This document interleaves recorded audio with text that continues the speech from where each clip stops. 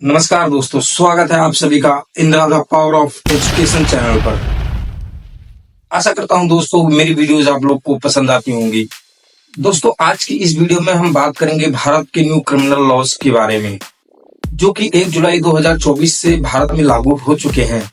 इस नए लॉ के पूरे टॉपिक को समझने के लिए वीडियो को एंड तक जरूर देखें, ताकि आप लोगों को भी पता चल सके कि जो नए क्रिमिनल लॉज लागू किए गए हैं वो भारत की आम जनता पर क्या असर डाल सकते हैं।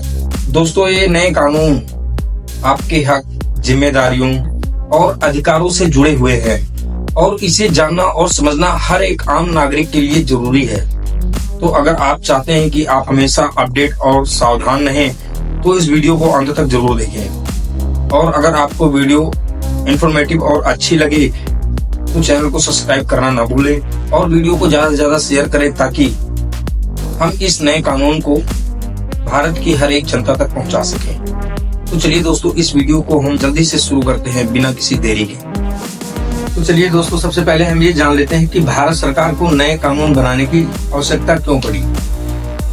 तो इसमें भारत सरकार का कहना है कि हमारे पुराने लॉज जैसे IPC Indian penal code, CrPC criminal procedure code, Indian evidence act British जमाने के बने हुए हैं और इसमें बहुत सी कमियां हैं जो आज के समय के हिसाब से अपडेटेड नहीं है।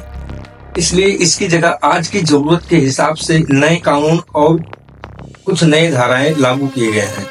तो चलिए दोस्तों अब हम तीनों लॉज को समझते हैं जो पुरानी लॉज की जगह लागू किए गए हैं।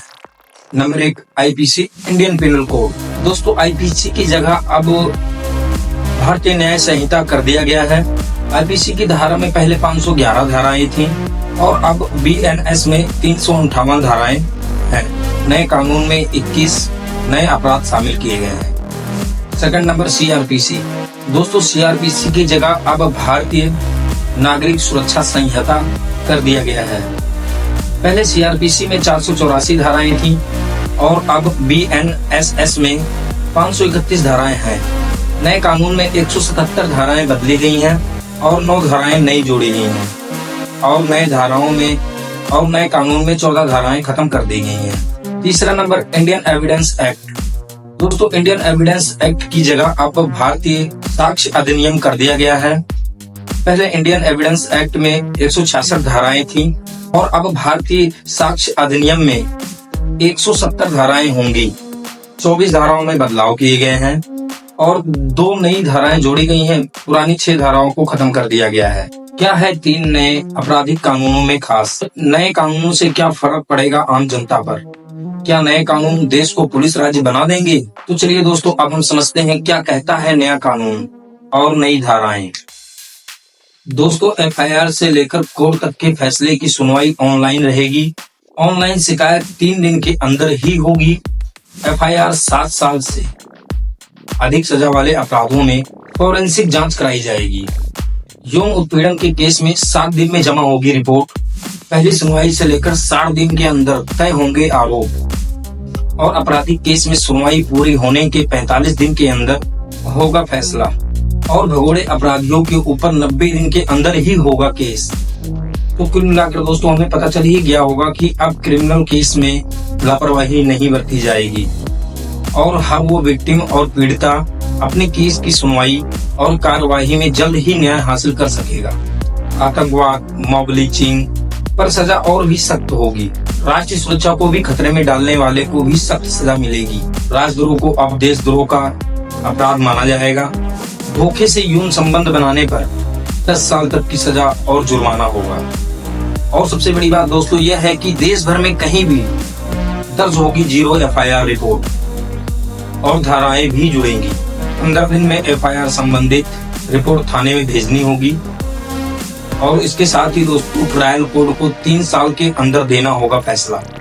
तो चलिए दोस्तों अब हम समझते हैं कि कौन कौन सी नई धाराएं आईपीसी में जोड़ी गई हैं और किन किन धाराओं में बदलाव किए गए हैं। आईपीसी धारा भारतीय न्याय संहिता। पहले आईपीसी में 302 हत्या का आरोप लगता था।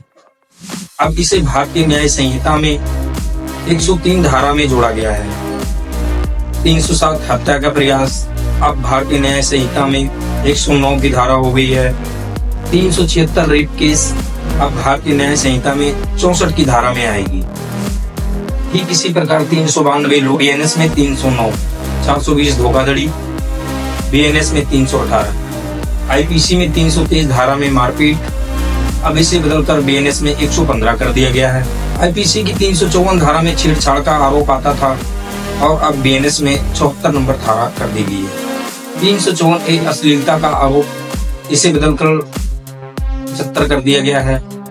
304 बी दहेज हत्या को बदलकर बीएनएस में 80 की धारा में बदला गया है, इसे बदलकर 139 की धारा में बीएनएस में लाया गया है। 506 जान से मारने की धमकी को बीएनएस में 351 की धारा में लाया गया है।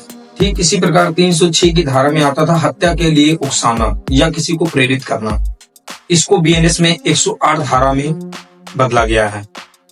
494 आईपीसी की धारा में आता था दूसरा विवाह करना, अब इसे बीएनएस में 82 नंबर की धारा में कर दिया गया है। अब इसके बाद की टॉपिक को जरा ध्यान से समझना दोस्तों की